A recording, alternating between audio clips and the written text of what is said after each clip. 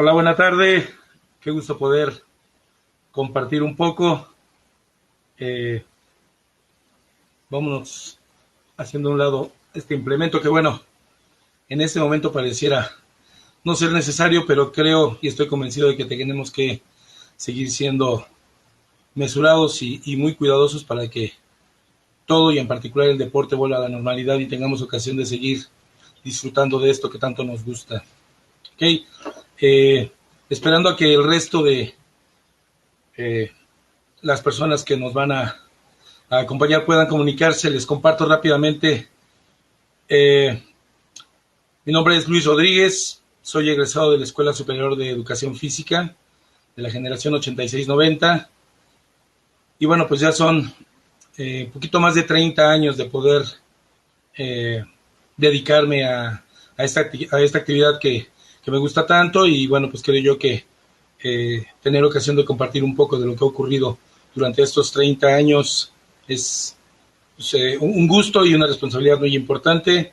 Quiero agradecerles antes que nada por el favor de su atención y, y nada, pues esperar a que un minutito más todo el mundo esté listo, dispuesto y conectado para que podamos iniciar formalmente con esta charla, con esta presentación que espero corresponda a las expectativas que tienen de ella.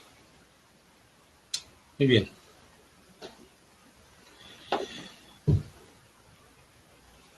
Estamos a unos 30 segundos de iniciar formalmente con esto. Espero que sea de su agrado. Eh, Vamos a tener vía chat un espacio para que puedan manifestar cualquier inquietud, alguna duda, alguna pregunta, algún comentario o aportar incluso a la charla.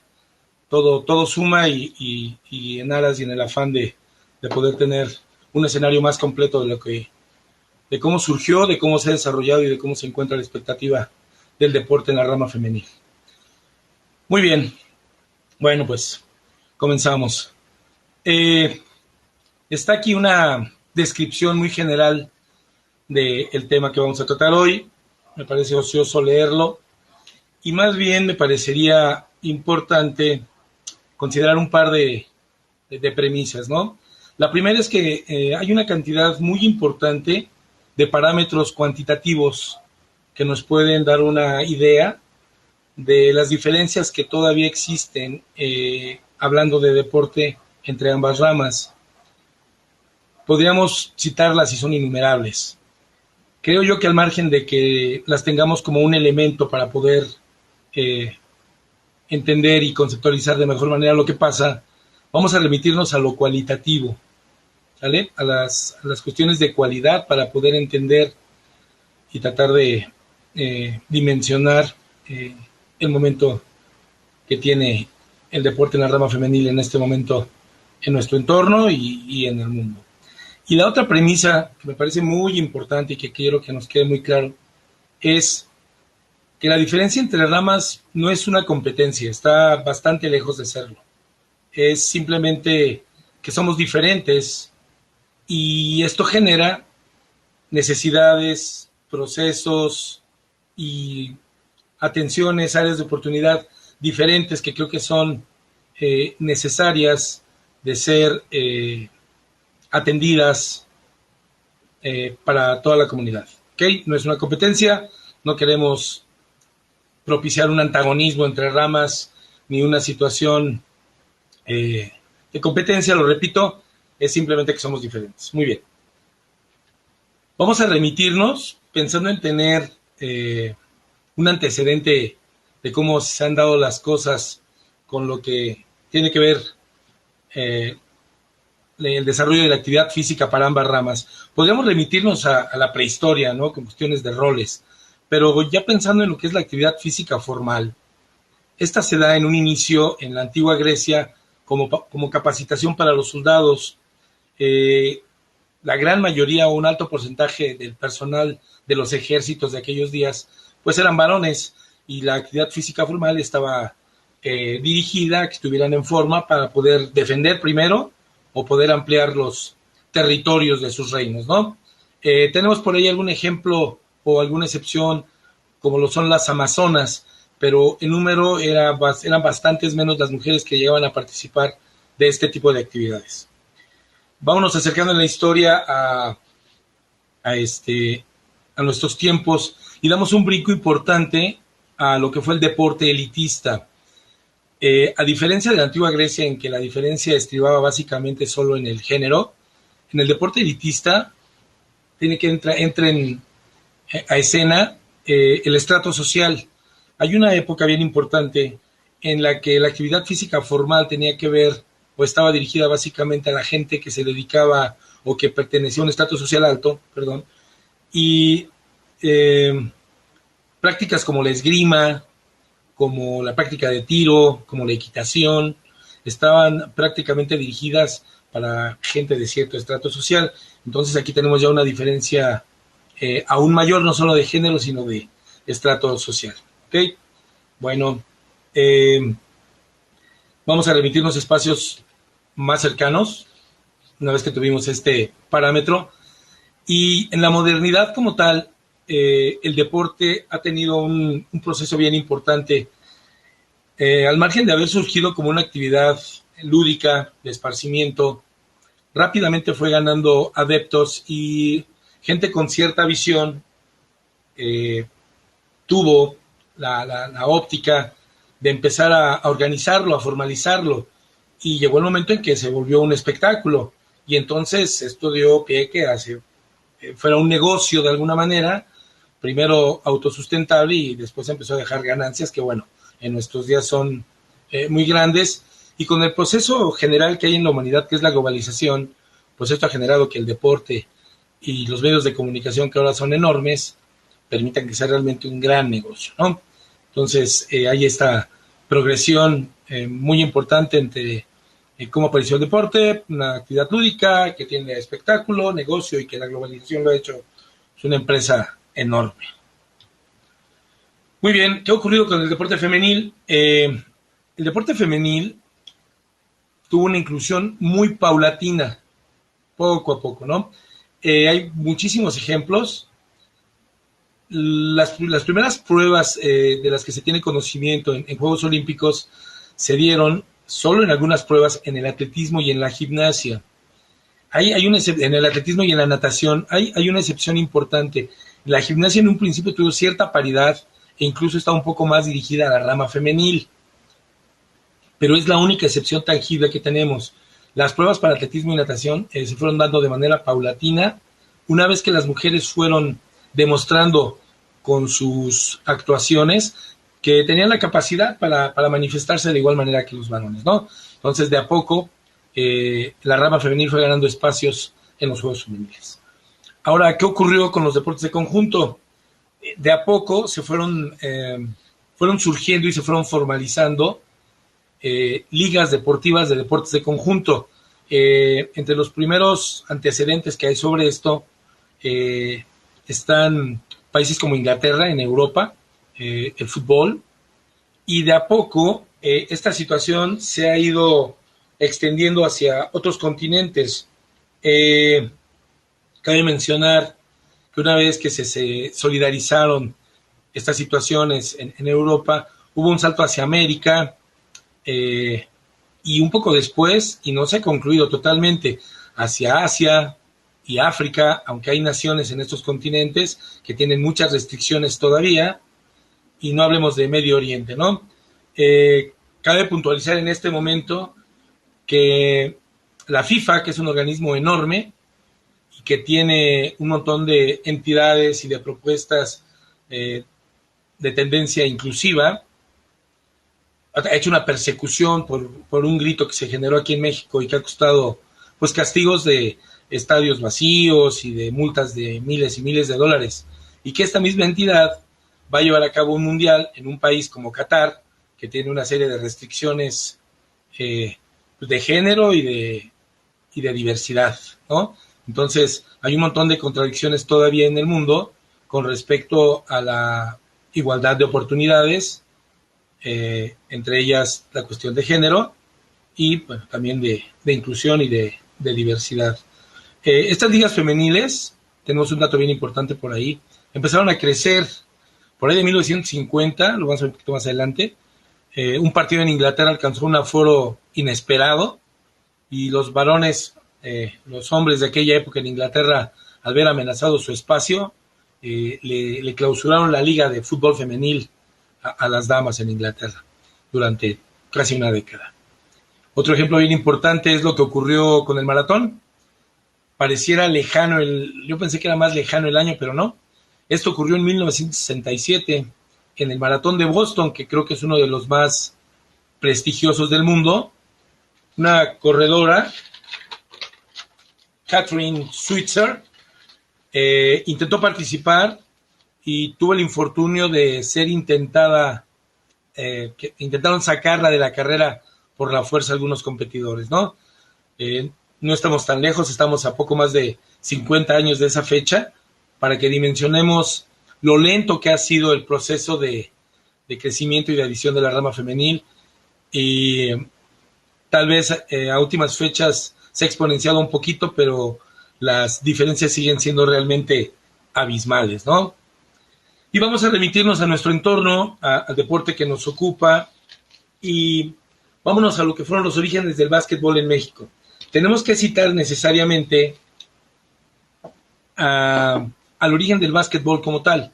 En 1892, un profesor de educación física que entrenaba un equipo de fútbol americano, ante las adversidades del clima en una ciudad como Springfield, en Massachusetts, en Estados Unidos, opta por buscar una actividad bajo techo, y esto da pie al surgimiento del baloncesto.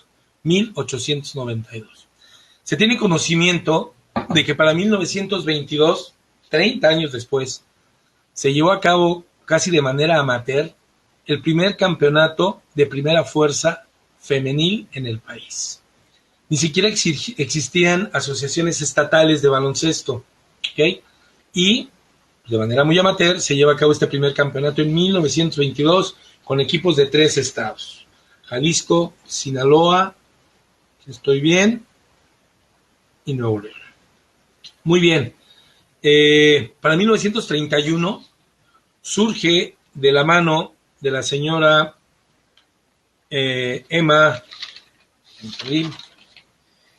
Pérez de León, la primera asociación de básquetbol femenil del DF. ¿Okay? Este es el primer antecedente del básquetbol femenil organizado en la ciudad. Como les mencionaba, desde el 22 había alguna competencia, pero fue completamente de orden amateur. Cabe precisar que el baloncesto femenil surgió con un reglamento en el que competían 6 contra 6 jugadoras. Esto generado porque se suponía que 5 mujeres eran pocas para poder solventar el esfuerzo necesario para un partido de baloncesto. Los varones ya jugaban 5-5. Entonces, en esta época se jugaban 6 contra 6, y cabe mencionar que el reglamento de aquella época contemplaba que 2 jugadoras operaban realmente como defensas y que estaban de la línea de media cancha hacia atrás, y que de acceder a la pista ofensiva se estaba cometiendo una violación. 3 jugadoras eran delanteras y únicamente podían transitar de la línea de media cancha hacia adelante.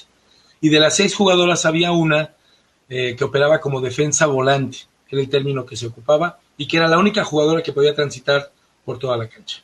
Así surgió el primer reglamento de baloncesto femenil para nuestro país. Voy a citarlo de manera anecdótica. Mi abuela, la mamá de mi papá, que recién cumplió 95 años, tuvo ocasión de participar en la Liga Obrera que funcionaba por aquellos años, y ella desde hace mucho tiempo me comentaba cómo había ido cambiando el reglamento y cómo era posible que alguien pudiera en un momento dado acceder a un empleo por poder jugar baloncesto. Así se abrió camino ella. Saludos, Lolita. Estas primeras incursiones generaron a nivel internacional las primeras invitaciones, ¿no? Y hay un primer campeonato panamericano que se lleva a cabo en Chile para estas fechas, y desde las primeras intervenciones internacionales, las representaciones mexicanas tuvieron muy buenos resultados.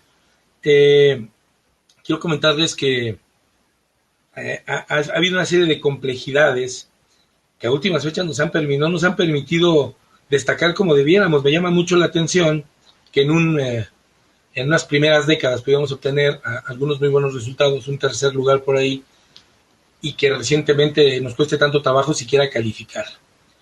Ok. Pensando en los espacios para la rama femenil, esta Liga Obrera, lo sé de primera mano, tuvo ocasión de darle empleo a algunas personas para poder jugar, y entonces se fueron formalizando estos primeros campeonatos. Después eh, del surgimiento de esta primera asociación femenil de baloncesto, surgen eventos formales, campeonatos nacionales de primera fuerza.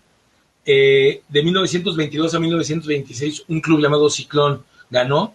Después, por problemas políticos y demás, desaparecen estos campeonatos y resurgen en la década de los 30. Del 31 al 34, el Deportivo Venustiano Carranza gana el campeonato. Luego del 35 al 38, el PNR. Y del 39 al 40, el equipo Pinas. Pero una fecha muy importante, del 41 al 42, el equipo Politas, y es la primera incursión del deporte estudiantil, ganan el campeonato nacional, ¿no? Esto genera que algunos otros equipos busquen recursos para poder competir con los equipos estudiantiles. Y viene un fenómeno bien interesante. Muchas entidades gubernamentales, como Gobernación, que ganó los campeonatos del 48 al 55, y las secretarías de Marina, Ferrocarriles, Salubridad, el Seguro Social y Comunicaciones, empezaron a buscar entre sus presupuestos espacios económicos para poder formar equipos que compitieran con estos clubes o con los equipos estudiantiles que estaban surgiendo. ¿Qué ocurre entonces? Que se viene a dar un primer fenómeno de jugadoras que eran contratadas para jugar, que recibían un sueldo por jugar, o sea, no las contrataban para trabajar, y se viene dando de manera paulatina una serie de beneficios que tienen que ver con becas económicas, más adelante con dinero para transportación, para comida o para casa, y entonces se da un fenómeno muy grande que desemboca en la época dorada de la Liga Mayor Femenil en México. En esta época dorada de la Liga Mayor Femenil en México había 16, 20 equipos con un potencial increíble. ¿Qué fue lo más valioso de todo esto? Que cada uno de estos equipos que participaban en la primera fuerza eran obligados a tener como requisito 5 categorías hacia abajo. Un equipo de primera B que era de 21 años y menores, un equipo juvenil, un equipo de cadetes, un equipo de pasarela y un equipo de minibásquetbol. Y entonces esto generaba que cada institución que pretendía jugar en la Liga Mayor del Distrito Federal tuviera que cumplir con este requisito. Y teníamos entonces que el número de niñas, de adolescentes y de jóvenes que participaban en estos procesos era enorme. ¿Qué ocurría con esta competencia? Que el nivel y la calidad de los equipos representativos de nuestra ciudad eran muy buenos, y normalmente los resultados en los campeonatos nacionales pues eran proporcionales a esta organización. Ok. Brincamos entonces, después de ver cómo surgió esta época dorada de la Liga Mayor en México, a la época actual, a la estructura actual del deporte en México. Quiero mencionar, y lo viví a título personal, que ha venido a menos esta situación y esta estructura piramidal y tan buena que tenía el deporte en nuestro país. Y que fui testigo del trabajo desinteresado de algunas personas a las que quiero mencionar porque creo que hicieron un gran trabajo. Bajo la dirección de la profesora Teresa Melchor, los equipos femeniles del Distrito Federal tuvieron muy buenos resultados durante los 90s y los 2000s. Y el trabajo de gente como el profesor Javier Kiss, del profesor Juan Antonio Guerrero Will, de Víctor Serna, saludos colega, del profesor Arturo Donís, generaron, sin más interés que el de desarrollar y formar gente, estupendas jugadoras, que hoy en día, bueno, pues son muchas de ellas profesionistas, pero sobre todo muy buenas personas y que tuvieron una formación importante gracias a gente que empujó desde su trinchera el deporte en nuestra ciudad. Actualmente, el deporte en nuestro país tiene tres grandes ramas. El deporte popular, que es aquel que se lleva a cabo en cualquier deportivo, muy probablemente sin ningún respaldo, sin ninguna otra aspiración que el de la diversión y el bienestar. El deporte federado, que lo sabemos, ha tenido vicisitudes muy importantes, empezando desde la gente que lo dirige y pasando por pues, la gente que se encarga de operarlo, ¿no? Sin embargo, les digo, hay honrosísimas excepciones. Y el deporte escolar, que creo que desde una óptica muy personal, es un área de oportunidad importantísima. ¿Por qué es un área de oportunidad importantísima? Este deporte escolar tiene dos grandes ramas, ¿no? El deporte de escuelas públicas y el deporte de escuelas particulares. Ambos espacios tienen características muy particulares, ¿ok? Y de ambas se puede retomar muchísimo para obtener la formación de grandes jugadoras y consecuentemente de equipos representativos muy buenos y de que el porcentaje de participación en nuestro deporte y en la rama femenil crezca muchísimo. Soy un convencido, como profesional de la educación física, de que no hay un medio que sea más ideal para complementar la educación tradicional.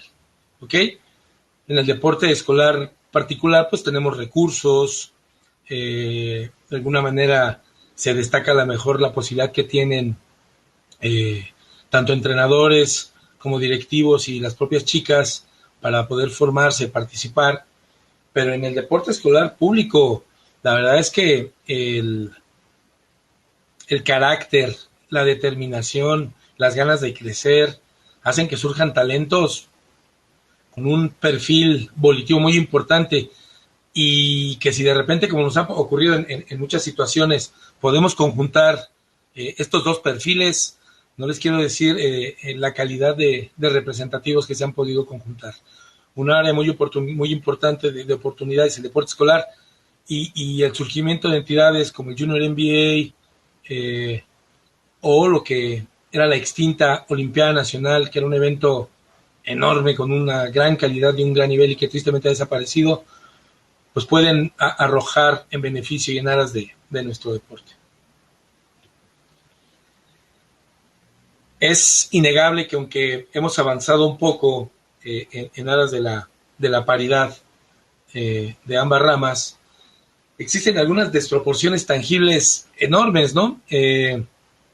Si nos remitimos a los sueldos, creo que en el ámbito profesional, salvo dos deportes que son el golf y el tenis, existe cierta paridad en el pago para los profesionales.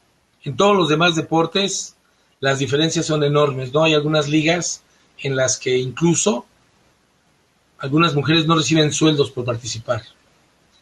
Probablemente reciban solo alguna ayuda para desplazarse y comer, y que por el simple hecho de pues, realizar el sueño de seguir participando, siguen adheridas a sus equipos, ¿no? El volumen genera beneficios para las empresas y eso hace que los patrocinios se recarguen de manera importante hacia la rama varonil. Es bien complicado para la rama varonil, lo viví en carne propia, conseguir las ayudas para operar un equipo profesional. No quiero decirles lo que debe ser para las personas encargadas en aventurarse en empresas del deporte profesional femenil, encontrar apoyos y patrocinios dispuestos a empujar sus equipos, ¿no? Las instalaciones son otro tema, ¿no? Las más de las veces el volumen de participantes en la rama varonil generan que muchísimos de los horarios y de las instalaciones tengan como prioridad a estos equipos. Es bien importante que desde nuestro espacio busquemos que en la medida de lo posible estas instalaciones tengan pues una paridad de disponibilidad para ambas ramas, ¿ok? Y tenemos un tema bien importante por aquí. Como comentaba yo hace un rato, al margen de la gimnasia que surgió con cierta paridad o inclinada hacia la rama femenil, prácticamente en el resto de los deportes, los reglamentos que surgen para la rama femenil surgen en consecuencia de los que se han generado para la rama varonil. Algunos ejemplos, pues el tamaño de los implementos, ¿no? En un momento dado se dieron cuenta de que el balón del 7 para la rama femenil no era el adecuado y se hizo una adaptación. En el voleibol se adaptó la altura de la red. En el atletismo, la altura de las vallas, el peso de las balas, los martillos o el tamaño de las jabalinas. Y así tenemos, como les comentaba al principio, una cantidad de ejemplos cuantitativos que nos podríamos tardar horas enumerándolos. Creo que tenemos que remitirnos a la cuestión cualitativa, a la postura que tenemos que adoptar todos desde nuestras trincheras para poder generar que esta distancia se acorte, para poder manifestar de cierta manera una actitud y una postura, ser propositivos y hacer que ocurran las cosas y buscar que las chicas vayan teniendo los mismos espacios en todo aspecto para poder desempeñarse de la mejor manera. Tenemos aquí una gráfica que me parece bien interesante y que nos revela de manera muy tangible en cuanto a los espacios de cobertura de deportes en los medios. Esta gráfica pertenece a los Estados Unidos. Los espacios de cobertura que hay, ¿no? Por ahí tenemos con una rebanada bien importante del 18% la cobertura del fútbol para hombres. La del básquetbol es mayor aún en Estados Unidos. La del béisbol por el mismo tenor. La del golf para hombres. Y una muy similar a la que cubre solo el fútbol, que cubre el resto de los deportes en la rama varonil. Vámonos ahora a lo que ocurre con la rama femenil. Solo el 2% del espacio de cobertura de los medios cubre el básquetbol femenil. 2%. Un 1% cubre lo que ocurre con algunos otros deportes. Y el 2% restante de las que citamos lo transmite o lo cubre de manera neutral, ¿no? Entonces, pues realmente es bien complicado poder competir en cuanto a participación si la atención y la cobertura de los medios tiene más del 90% del espacio dirigida a una sola rama. Si ustedes toman un periódico, y no me voy a remitir ahora a Estados Unidos, sino a nuestra ciudad, a nuestro país, pues probablemente el 90% de las noticias que vengan ahí sean con respecto a la rama varonil. Recientemente ha habido un crecimiento importante con algunos eventos. Voy a citar, por ejemplo, la Liga de Fútbol Femenil, que ha ido creciendo en espacios de transmisión, ¿no? Pero a mí me gustaría ver, no en un canal en el que tenga que buscar afanosamente la transmisión de un partido de finales de la rama femenil, cuando hay ocasiones en que un partido de la ronda eliminatoria, un partido cualquiera, lo cubren hasta 3 televisoras en la rama varonil. Y me confieso un admirador de la rama femenil. Son bien emocionantes estos partidos. El nivel técnico, táctico, físico se ha ido para arriba increíblemente. Hay una cantidad de gestos técnicos y físicos que me encantan, y también creo que de alguna manera las chicas manifiestan una postura bien diferente en cuanto al manejo que se ha ido viciando un poquito de los partidos en la rama varonil. Creo que son un poquito más auténticas y que buscan en mejor lid los resultados. Habíamos dicho que nos íbamos a remitir básicamente a la cuestión cualitativa, pero es innegable que nos asomemos de manera muy tangible a las diferencias que hay en los deportes. Tenemos aquí algo que nos atañe, ¿no? Algunos promedios entre NBA y WNBA, ambas ramas. Hablamos de dólares, contratos para jugadores y jugadoras. Hablaba yo de un poco de paridad en el golf, que no lo es tanto, pero bueno. El fútbol soccer ha crecido. Ha habido algunas posturas, jugadoras como Megan Rapinoe, que han exponenciado, que han manifestado de una manera importante las necesidades de espacio, de transmisión, de sueldos, de patrocinios, de prestaciones que tiene la rama femenil, ¿no? El fútbol soccer lo tenemos aquí. En cuanto al softball y el béisbol, pues la verdad es que la diferencia es abismal y es probablemente uno de los deportes insignia en Estados Unidos. Y hablábamos de que el tenis tiene cierta paridad y me parece que sí, la diferencia es un poco menor entre la ATP y la WTA. Esta imagen nos puede eh, referenciar de manera muy importante a lo que ocurre con eventos tan importantes como el March Madness. March Madness es en el mes de marzo, se juegan las finales colegiales de baloncesto en Estados Unidos. Y la imagen de la izquierda, donde vemos un espacio de muchos metros cuadrados con mucho equipo de pesas, corresponde a lo que tuvieron a su disposición los equipos de la rama varonil que participaron en el March Madness en 2021. A la derecha tenemos una cama con algunas colchonetas y una pirámide con algunas pesas, que fue lo que tuvieron a su disposición las chicas de la rama femenil en el March Madness de este mismo año.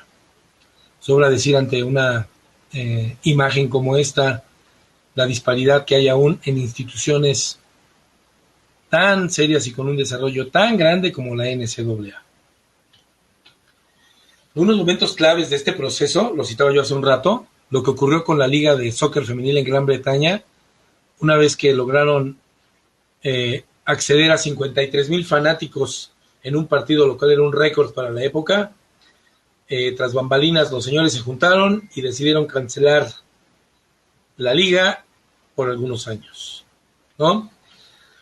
Algunos de los momentos claves en pro del deporte femenil es la aparición y formalidad de algunas ligas, como la WNBA, que al margen de las diferencias y de las condiciones en las que se desempeñan, han tenido un crecimiento notable y alcanzan un nivel de difusión y de operación muy importante.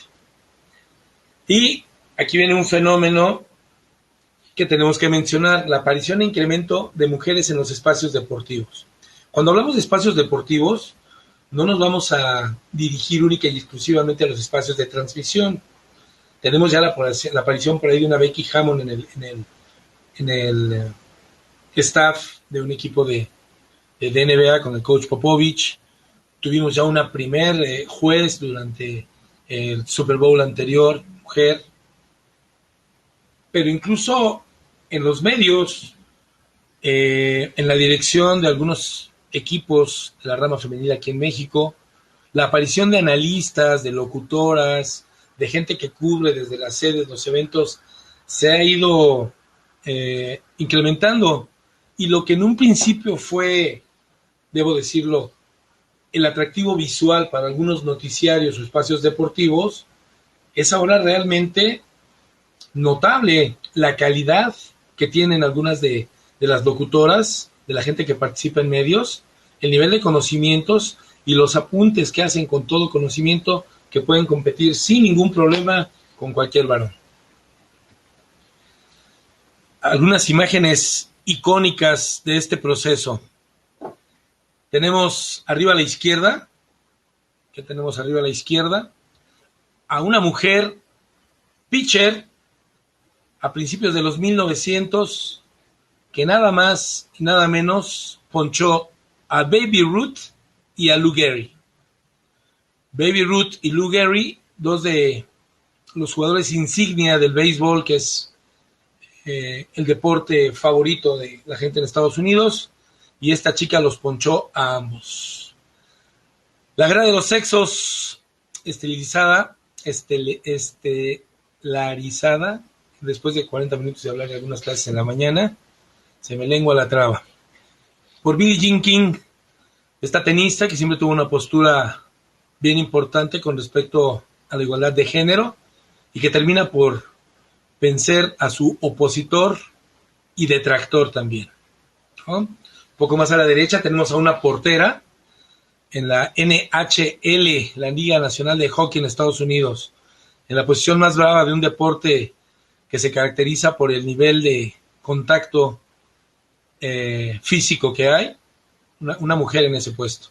Ya lo decíamos, ¿no? La primer coach la primer mujer juez en un Super Bowl, el nacimiento, el crecimiento y la consolidación de una liga como la WNBA, la participación de una mujer en el staff de un equipo de la NBA, en el staff del coach Popovich, y más a la derecha mencionábamos a Megan Rapinoe, ¿no? Y la postura que ha tenido, y cómo ha empujado a la rama femenil en su país, en la liga y a la selección de Estados Unidos a nivel mundial.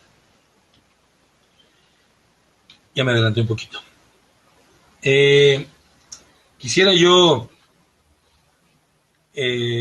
mencionar algunos espacios que tenemos, porque cuando una chica llega a la universidad, pues tiene oportunidad de participar en el Consejo Nacional del Deporte Estudiantil, el CONDE, o en los campeonatos nacionales de la CONADEIP, y eso está bien, pero hasta hace poco tiempo teníamos pocos espacios, salvo los que hubo en 70s, 80s, como la Liga de Básquetbol Mexicana, que era una liga de gran nivel y que tristemente desapareció. Hasta hace unos 7 años que un puñado de gentes interesadas en generar un espacio en el que pudieran continuar su vida deportiva las chicas y al mismo tiempo generar relaciones comerciales importantes con algunos aventurados patrocinadores, generaron la LMBFP, que es la Liga Mexicana de Baloncesto Profesional, y que bueno, pues la verdad es que se ha ido consolidando. Actualmente tiene 11 equipos y es un área de oportunidad, un espacio para que las chicas que han terminado su vida deportiva a nivel estudiantil puedan seguir practicando el baloncesto. Me gustaría mencionar también que, como lo comenté en un principio, esto no es una competencia y el último afán es generar un antagonismo, pero es bien cierto que la rama femenil, las chicas requieren, justo por ser diferentes, algunas situaciones que en la práctica deportiva tendríamos que enfatizar. Es bien cierto que el tipo de atención que requieren las chicas en la práctica es diferente. Si de cualquier manera la práctica para un equipo de baloncesto tiene que ser personalizada, con ellas esto reviste muchísima importancia. El que estemos como entrenadores realmente inmersos de qué ocurre con ellas en otros ámbitos fortalece el vínculo y eso ayuda muchísimo. El vocabulario que utilicemos son mucho más susceptibles y hay que ser muy cuidadosos, y no hablo solo del lenguaje vocal, sino incluso de nuestro lenguaje corporal. Las chicas, una vez que nosotros somos capaces de convencerlas de una empresa, de un objetivo, lo repito sin ánimo de hacer diferencias con los chicos, alcanzan unos niveles de compromiso increíbles. Son solidarias como pocas. Tengo 30 años trabajando con equipos femeniles y créanme que si nosotros ponemos el ejemplo y las convencemos de las condiciones y de los objetivos, ellas van a estar ahí, dispuestas, comprometidas, para que alcancemos las metas que nos tracemos. Entre las diferencias también están las instalaciones, ¿no? Un chico puede llegar corriendo del salón a la cancha y quitarse la playera y ponerse el jersey y no pasa nada, ¿no? Es bien importante que contemos con instalaciones adecuadas para que las chicas puedan cómodamente equiparse. Ellas requieren de un poquito más de tiempo porque pues tienen que combinar las agujetas con las calcetas y tienen que estar perfectamente peinadas, y esa es parte de su personalidad y tenemos que trabajar con eso. Y repito, estamos hablando de manera generalizada, habrá quien no lo requiera tanto, ¿no? Tenemos que recordar que esto reviste también una importancia con respecto al coacheo. Es diferente, porque lo es, la relación que hay entre una coach mujer con un equipo femenil y un coach varón, por el tipo de alianzas que generan. Puede ocurrir de manera, y hablo otra vez de manera muy general, que hay una competencia de alguna manera por el tipo de cadenas horizontales que forman entre una coach mujer y las chicas. Es bastante más delicado, de repente, y complicado el tipo de coaching y de liderazgo.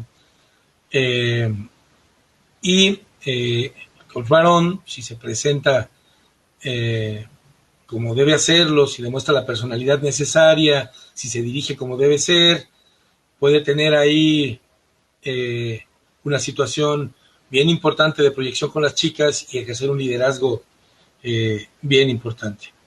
Finalmente, y para terminar, quisiera hacer 2 cosas, ¿no? Una propuesta en firme, porque podemos citar un montón de ejemplos y de situaciones, pero como lo comenté en un principio, creo que tenemos que ser propositivos y la propuesta es que cada quien generemos un compromiso y desde nuestras trincheras, desde donde estemos, nuestra cancha, nuestra escuela, nuestro deportivo, nuestro gimnasio, busquemos que ocurran las cosas, busquemos que realmente se genere un espacio adecuado, que se cuenten con las condiciones y con los recursos adecuados para el crecimiento de la rama femenil, en particular del baloncesto, primero en nuestro país y después de manera global. ¿Ok? Esa es la propuesta que yo haría, depende de cada uno. Para que esto ocurra, tenemos que empujar todos. Finalmente, bueno, pues quisiera agradecer bien rápidamente la colaboración de Mariana Anzorena, del profesor Javier Kiss, de Uriel Escamilla por sus aportaciones, del coach Gustavo Lira por la oportunidad de estar aquí y sin duda la del coach Alan Clua, sin el que esta presentación no hubiera sido posible. A los coaches Manuel Benítez y Pancho Ramírez que me han formado, y a mi papá, si me estás escuchando. Muchísimas gracias, ahí está mi correo. Cuenten conmigo, si en mi mano está poder ayudarlos de alguna manera para favorecer el crecimiento del deporte femenil y en particular el básquet. Por aquí estoy. Como les habíamos comentado, tenemos vía chat un espacio para solventar cualquier duda, cualquier pregunta o para externar algún comentario o colaboración. Les reitero mi gratitud por el favor de su atención. Soy el coach Luis Rodríguez. Cuenten conmigo. Muchas gracias. Ok. Omar por ahí nos saluda desde Cuautitlán Izcalli. Qué padre que tengamos ocasión de compartir con gente de tantos lados. Hay muchísima gente por aquí reportándose. Compañeros de aquellos años en que nos desempeñamos como jugadores, exjugadoras, para Monse y Nicole, perdón, Ana Pau, qué bueno que pudieron estar aquí. Siempre es grato tener ocasión de encontrarnos ahora que los medios nos permiten estar tan cerca de diversas maneras. Gracias por estar aquí. Realmente valoro el favor de su atención y me encantaría saludarlas cerca. Mariana, muchas gracias. Vini, ahí andamos, lo que se ofrezca, con muchísimo gusto. Leonardo Ibrahim, saludos desde Huautla de Juárez, de Huautla de Jiménez, en Oaxaca. Qué gusto, la verdad es que gratos recuerdos del estado de Oaxaca. Tuve ocasión de estar por allá para jugar muchísimas veces. Un estado eminentemente basquetbolero. Saludos hasta Oaxaca. Julián Alonso, hablas de dos ramas del deporte educativo. ¿Cuáles son? No, cuando hablamos de deporte, el término rama hace referencia al género, rama varonil y rama femenil. No sé si me equivoqué. Hablando del deporte estudiantil, tenemos dos grandes ramas. Perdón, son ramas ahí, ya entendí. Hablamos del deporte, de deporte escolar particular y del deporte escolar oficial. ¿Ok?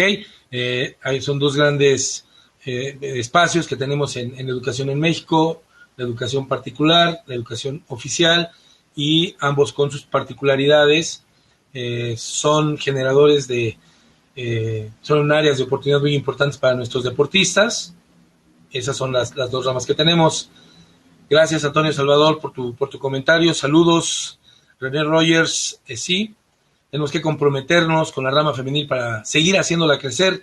Ha crecido, tenemos grandísimas exponentes, hemos tenido buenos resultados y tenemos que seguir adelante. Oscar, desde Coatepec, Veracruz, muchísimas gracias. Abel, saludos hasta Cuernavaca, Morelos, qué gusto.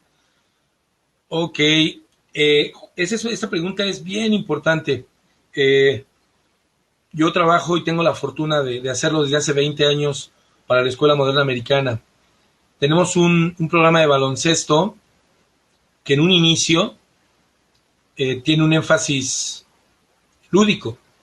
Lo primero que tenemos que hacer es enamorar a los niños, que se diviertan, que se la pasen muy bien para que tengan ocasión de continuar en el deporte. Y en estos primeros años, nuestros niños y nuestras niñas, hasta por ahí de los 9 años, tercero de primaria, trabajan juntos. Y esto tiene muchísimos beneficios. Si bien es cierto que las chicas se desarrollan un poco antes, a esa edad las capacidades son muy similares. Los beneficios que tiene para las niñas el poder participar en un equipo de varones a esa edad son muchísimos, muchísimos porque se acostumbran a una velocidad diferente, a una velocidad de reacción diferente, y eso les ayuda mucho. Entonces, yo creo que hasta esa edad, Juan, hasta los 9 o 10 años, el que los chicos puedan trabajar juntos representa muchos beneficios y el potencial para que crezcan las niñas es importante. Poco después, por ahí de los 10 u 11, viene, creo yo, la necesidad de separar a los equipos, a los chicos y a las chicas por ramas, para que empiece un poquito más el proceso de especialización. ¿Ok? Espero haber solventado tu duda, Juan. Muy bien, pues por aquí sigo. Si hay alguien más que tenga algún comentario, alguna inquietud, será un gusto intentar solventarla. Con gusto, Juan. Muy bien. Ok. Pues bueno, reiterar mi gratitud a Junior NBA por la oportunidad de compartir con ustedes. Se quedó por ahí mi correo. De verdad, cuenten conmigo si alguien se quiere acercar por ahí, si necesitan alguna ayuda, alguna asesoría sin ánimo de ínfulas, cuenten conmigo, ha sido un gusto. Aquí por aquí hay una muy buena, Ricardo Arturo. ¿Qué opina de los partidos mixtos? Ricardo, como lo mencioné con antelación, hasta cierta edad creo que representan beneficios. Más adelante habría que leer con mucho cuidado cuáles son las condiciones, ¿no? Tuve la ocasión de ver por aquí alguna vez a la Selección Nacional Femenil de Cuba enfrentar a equipos universitarios varoniles. Y créanme que los partidos eran muy parejos. Entonces, mi opinión con respecto a los partidos mixtos es que podrían representar algún beneficio siempre y cuando seamos muy cuidadosos del nivel de cada uno de los equipos y me refiero, por supuesto, a las condiciones técnicas, tácticas y físicas de ambos equipos. Muy bien, pues bueno, ha sido un gusto. Gracias, Roger, gracias a la Junior NBA. Siempre es un placer compartir. Espero que tengan felices fiestas. Sigamos siendo muy cuidadosos. Saludos en sus casas. Espero que tengan unas felices fiestas, un periodo decembrino pleno de paz y de salud. Ha sido un gusto. Buena tarde, muchas gracias.